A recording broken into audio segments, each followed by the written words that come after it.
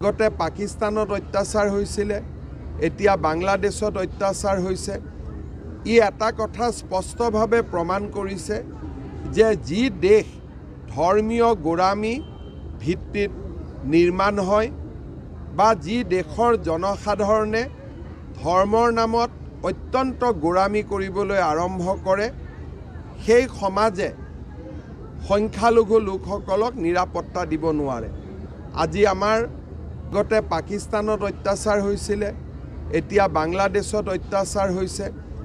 ই এটা কথা স্পষ্টভাৱে প্ৰমাণ কৰিছে যে যি দেশ ধৰ্মীয় গোড়ামী ভিত্তিত নিৰ্মাণ হয় বা যি দেশৰ জনসাধাৰণে ধৰ্মৰ নামত অত্যন্ত গোড়ামী কৰিবলৈ আৰম্ভ কৰে, সেই সমাজে সংখ্যালঘু লোকসকলক নিৰাপত্তা দিব নোৱাৰে।